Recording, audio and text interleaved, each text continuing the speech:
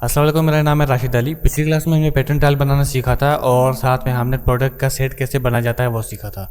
तो पिछली क्लास में कुछ चीज़ें ऐसी थी जो मेरे स्टूडेंट को समझ में नहीं आई थी, तो आज मैं उन सब चीज़ों को डिस्कस करूँगा और कैसे उसको बनाते हैं यह सिखाऊंगा। सबसे पहले आपको एक न्यू फाइल ले लेनी है ब्लेंडर के अंदर, और वहाँ पे आपको बाय डिफ़ॉल्ट जो ऑब्जेक्ट मिलते हैं वो आपने डिलीट कर लेने हैं।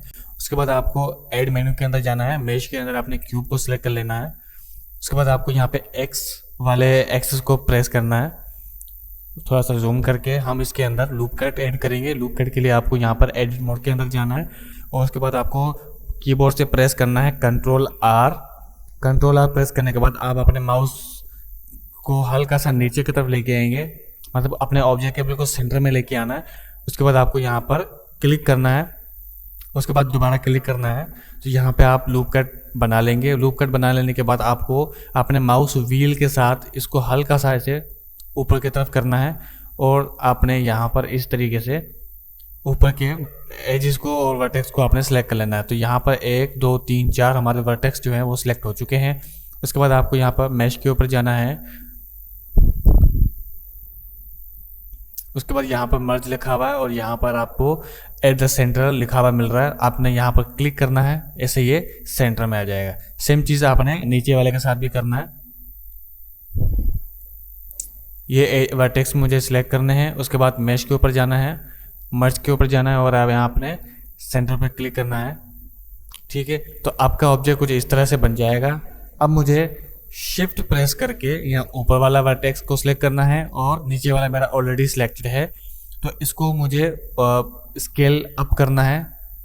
स्केल अप करने के लिए आप कीबोर्ड से एस प्रेस करेंगे और अपने माउस को हल्का सा ऊपर की तरफ लेके जाएंगे, तो ऐसे ये स्केल अप हो जाएगा। नहीं तो अगर नीचे की तरफ लेके जाएंगे तो ये स्केल डाउन हो जाएगा। तो यहाँ पर मुझे स्केल अप करना है, जितना आप स्केल अप करना चाहते हैं आप उतना स्केल अप करें। उसके बाद एस को छोड़ दें और माउस से क्लिक कर लें, तो आपके पास इस तरह से एक डायमंड शेप बन जाएगा। ठीक है, उसके बाद आपको यहाँ पर एज सेलेक्ट वाले मोड के अंदर क्लिक करना है। उसके बाद आपने एज सेलेक्ट करनी है एक, और बाकी के जो 3 है वो आपने अल्ट और शिफ्ट दबा के दोबारा इसी एज पे जब आप क्लिक करेंगे तो वो ऑटोमेटिकली सिलेक्ट हो जाएंगे। अब देख सकते हैं कि चारों एजेस हमारी सिलेक्ट हो चुकी हैं। उसके बाद आपको कंट्रोल बी प्रेस करना है अपने कीबोर्ड में से और माउस को हल्का सा नीचे की तरफ लेके आना है। उसके बाद अपने माउस व्हील को ऊपर की तरफ घुमाना है।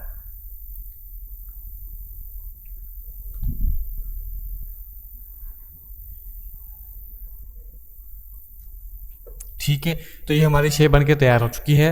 अब एक चीज़ आप यहाँ पर ध्यान से देखें कि मेरी शेप किस तरीके की बनी है। अगर आपका शेप इस तरीके का बना है, कुछ इलायची टाइप का शेप है ये, तो अगर आपका शेप इस तरीके से बना है तो मतलब आप अब तक बिल्कुल सही जा रहे हो। ठीक है, उसके बाद आपको क्या करना है, यहाँ पर एक्स को प्रेस करना है। ये जो आप रेड वाला देख रहे हैं, याद रहे आपने इसी को प्रेस करना है। जब आप एक्स को प्रेस करेंगे तो आपके पास जो व्यू आएगा वो एक्स एक्सिस की तरफ आएगा। ठीक है, उसके बाद आपने हल्का सा जूम आउट कर लेना है। ऑब्जेक्ट आपका वैसे सिलेक्टेड है, आपको यहाँ पर मूव टूल उठाना है और यहाँ से ऊपर की तरफ लेके आना है। और ये जो इस ऑब्जेक्ट का जो एज है, सॉरी वर्टेक्स है इस ऑब्जेक्ट का, वो आपने बिल्कुल सेंटर में लेके आना है। जो आपको यहाँ पर सेंटर पॉइंट दिख रहा है, ये जो आपको गोल गोल तो सेंटर पॉइंट दिख रहा है, आपने अपने ऑब्जेक्ट के एज को यहाँ पर सेंटर में लेके आना है। जब आप यहाँ पे सेंटर पे लेके आ जाओगे उसके बाद आपको यहाँ पर कंट्रोल सी और कंट्रोल वी प्रेस करना है। उसके बाद आपको यहाँ पर मूव टूल के जरिए इस ऑब्जेक्ट को नीचे लेके आना है और इसकी एज भी आपने कनेक्ट कर लेनी है।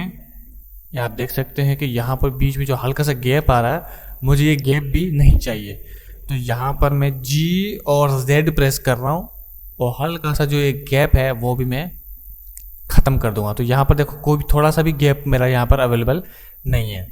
ठीक है, तो इस तरीके से ये ऑब्जेक्ट, इस ऑब्जेक्ट की डुप्लीकेट मेरी ऊपर नीचे बिल्कुल आराम से बन चुकी है। अब इसी ऑब्जेक्ट को मैं क्लिक करूंगा, शिफ्ट प्रेस करूंगा, फिर दूसरे ऑब्जेक्ट को क्लिक करूंगा। शिफ्ट प्रेस किया हुआ है मैंने अभी तक बस, और उसके अलावा कोई भी बटन मैंने प्रेस नहीं किया हुआ है। तो यहाँ पर दोनों ऑब्जेक्ट आपके सिलेक्ट हो चुके हैं। Control C for the copy और control V for the paste. आपने जब यहाँ पे क्लिक कर लिया तो आपको यहाँ पर रोटेट टूल के अंदर जाना है और यहाँ रेड वाला जो आपका पार्ट नज़र आ रहा है यहाँ से हल्का सा इसे रोटेट कर देना है। उसके बाद आपको यहाँ पर रोटेट वाला एक मैनुअल टूल दिखेगा, यहाँ पर आपको -90 प्रेस करना है। ठीक है, अब इसको भले बेशक आप जूम करके देखें तो बिना किसी गैप के ये चारों ऑब्जेक्ट के एजेस जो है वो आपस में कनेक्ट भी हो चुके हैं और इन सब की कॉपी जो है वो भी अच्छे से बन चुकी है। ठीक है, जब इतना बन चुका होता है तो हमने यहाँ पर एड वाले ऑप्शन के अंदर जाना है, मेश के अंदर जाना है और यहाँ से सिलेंडर के ऊपर क्लिक कर लेना है। ठीक है, उसके बाद आपको यहाँ पर जो ग्रीन वाला पार्ट दिख रहा है यहाँ से आप हल्का सा जूम करेंगे और यहाँ से आपने 90 की वैल्यू दे देनी है, जिससे ये बिल्कुल गोल हो जाएगा।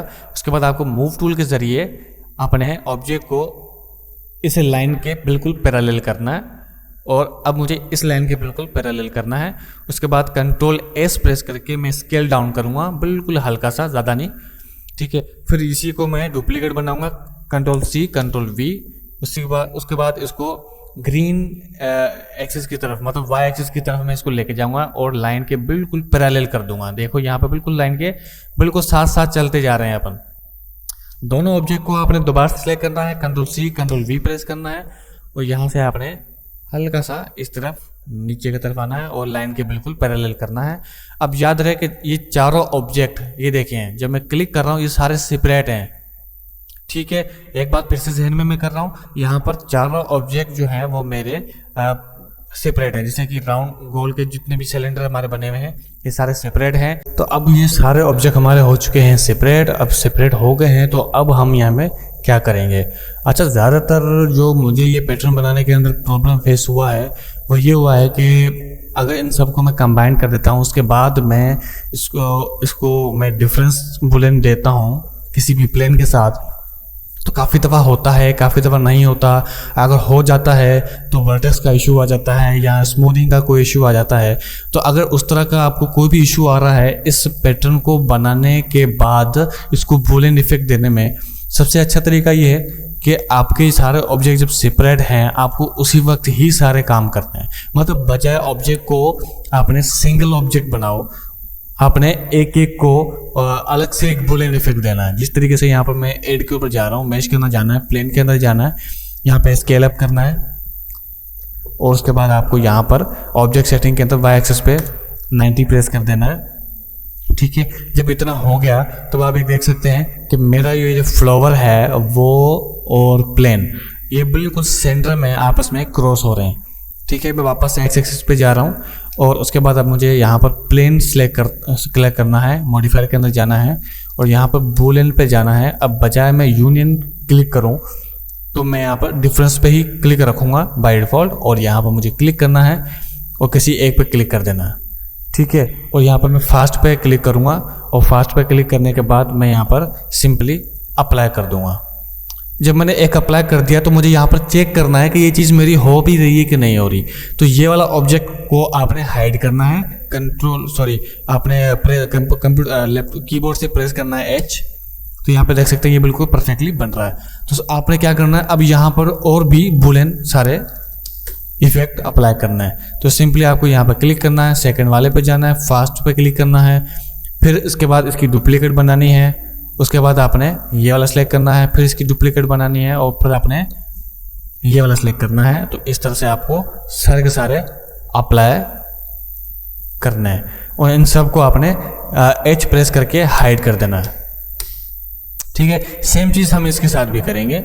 यहाँ पर आपने जाना है, बूलियन इफेक्ट देना है फास्ट और यहाँ पर आपने इसको फास्ट ना भी दें तो कम चल जाएगा, क्योंकि जो बिल्कुल सिंपल शेप होता है वो आपको कभी भी तंग नहीं करता, लेकिन जिस शेप में थोड़ी सी हमने चेंजेस किए हों वो हमें बहुत ज़्यादा तंग करता है। ठीक है, तो यहाँ पर आपको एग्जैक्ट ही रखना है, डुप्लीकेट करें। उसके बाद आपको अपने दूसरे सिलेंडर भी सिलेक्ट करना है।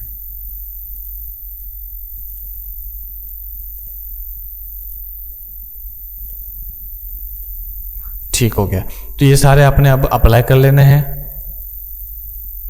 और जितने भी आपने सिलेंडर बनाए हैं उन सबको एक साथ सेलेक्ट करके आपने H प्रेस कर देना है। तो ये आपका मोशन टाइल बिल्कुल बन चुका है।